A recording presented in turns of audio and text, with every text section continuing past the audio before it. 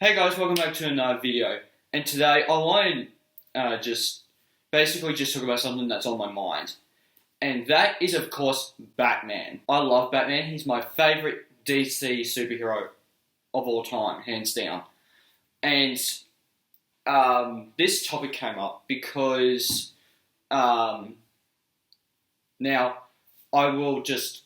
Actually, first I should just talk about how, my favourite Batman films are the original 4 films with Michael Keaton, Val Kilmer, and George Clooney. Those are my 4 favourite Batman films of all time.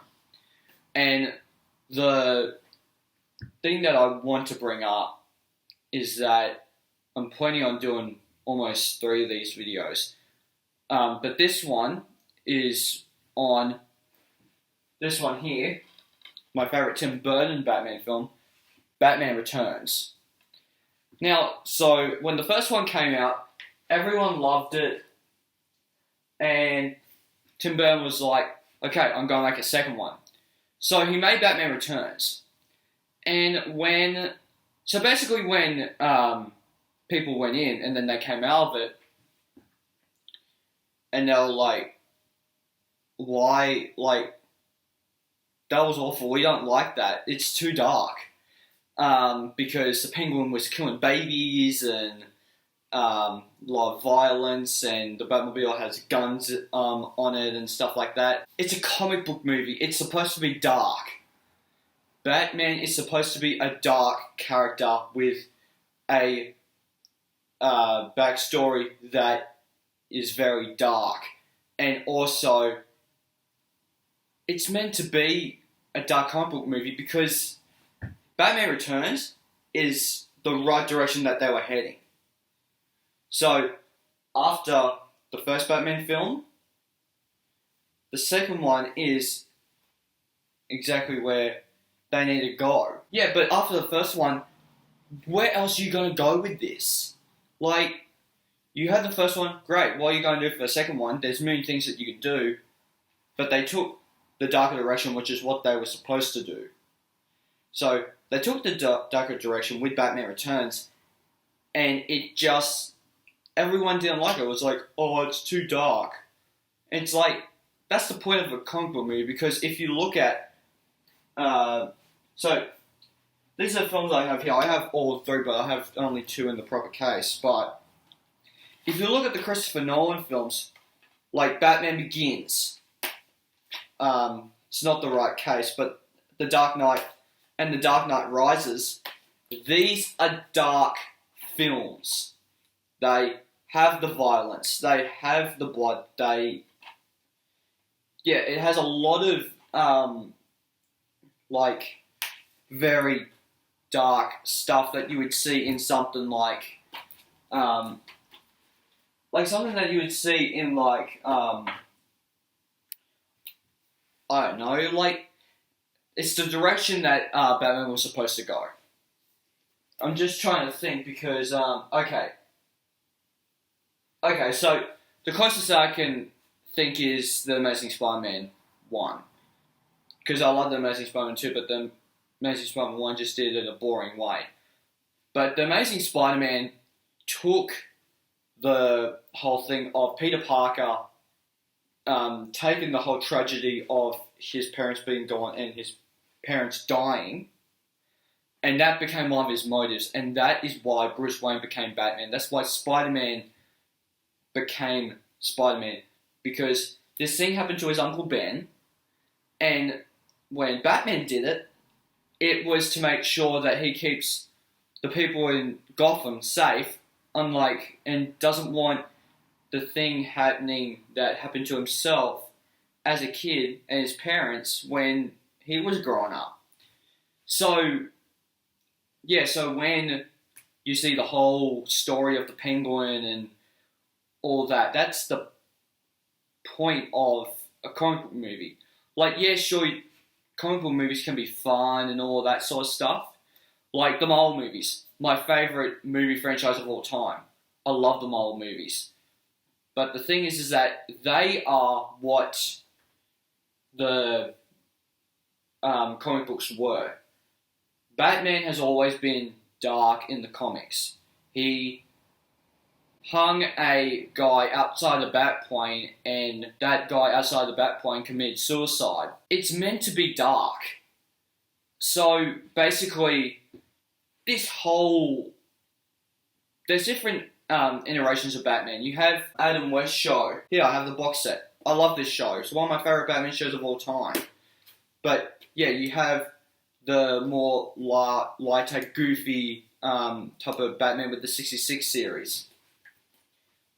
And then you also have your darker Batman with the Christopher Nolan films. And then you have kind of in the middle with Batman Forever, after Batman Robin with like Batman Forever, Batman Robin. But the true dark films are the first two, Batman and Batman Returns with Michael Keaton as Batman. Those are what it's supposed to be. Those are high around, everyone in the world ranks, specifically the first one, and some people even the second one, rank them on the same, on like a tie between the Christopher Nolan, Christian Bale films and the Tim Burton films. They have the same aesthetic. One is just made in the 80s and one's made in like the early mid 2000s ish. And these ones here just created in the 80s and early 90s. So then because of the dark tone, they actually did Batman Forever, one of my favourite Batman films, with some of my favourite actors of all time. Nicole Kidman and Tommy Lee Jones from Men in Black, and of course, Jim Carrey. Alrighty then! But, yeah, like, this is one of the best Batman movies out there. I'm going to talk about it in my next video, but that is just one of the things that I love about Batman Forever. Because Batman Forever is staying... because in the 90s, I was just watching a video then, that in the 90s, there was this kind of, I guess, debate by the kids that Batman Returns was too dark. So they decided to do Batman Forever to lighten things up a bit. So they brought Joel Schumacher on, and Tim Burton was in as a producer to bring in Joel Schumacher. So, yeah, so then they were like, okay, let's make it a little bit more lighthearted, and it was right in that blend. I'm not going to say perfect because I actually like the Joel Schumacher films, but it was in that blend between it's a dark comic book movie and it's kind of a cheesy, fun cartoon. Because Batman Forever and Batman Robin are basically just the 90s equivalent of the Batman 66 series with Adam West and Burt Ward. That is what they are. So that is just what Batman has had lots of iterations. There's a silly, campy Batman, but Batman has always been known as a dark character. But the thing is, because of stupid kids going like, oh, that's too dark, it's like, then why are you watching the film then? You shouldn't be... Like, there are some parents that don't mind their kids seeing, like, dark films, but they just can't be, like, I don't know, something like a Deadpool kind of violent. But Batman was always portrayed as a dark character. Even in my comic collection. I'm just going to pull this out because I haven't read this yet, but this is one of the dark Batman comics I have. This is a Dark Knight, a true Batman story. My auntie brought me this because I wanted it. But basically, it's about Bruce Timm. I think he worked on Batman the Animated Series. Yeah, I think he was the writer or creator or something. But he was walking his daughter home apparently, and when that happened, some guy pulled a gun out on him, and then he went to hospital, and he went through this whole thing, and then as he's in the hospital, he had hallucinations, kind of like how you would have like nightmares and stuff, but he would have like hallucinations of Batman and Joker talking to him. And that's the whole point of this story, is like him trying to survive from that gunshot. But yeah, so that is the reason why Batman works in this like kind of dark comic book movie style. So yeah, because like in the 70s, you had the original Supermans. They were lighthearted and cheesy as heck. But then when you get into like things like Dick Tracy, Batman 1989, and also, you'll be surprised by this one, but the original Teenage Mutant Ninja Turtles movie. These are dark comic book films that, like, I don't like the Dick Tracy film. That's the only comic book movie that I don't like at all. But Turtles and Batman are very dark. I even don't really like, I don't mind the first Batman, but it's just a little boring.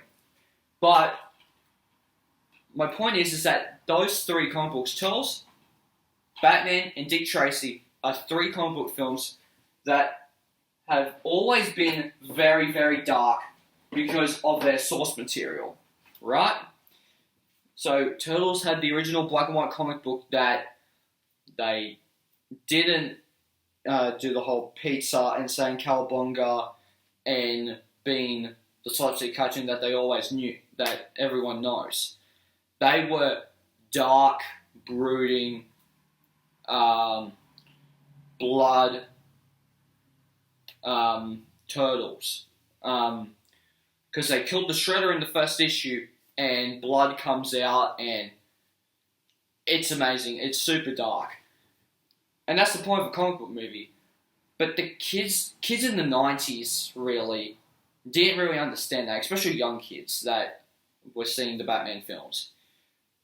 But yeah, guys, that's just something that was on my mind that I wanted to talk about, because I have been watching videos recently of like how kids didn't like the dark tone of Batman Returns, which that's the whole point of that movie. So, guys, and you like this sort of thing, and you like what I do on this channel, so guys, please hit the like button down below. If you haven't already, hit subscribe. Also, hit the little bell icon to get notified of future videos I make.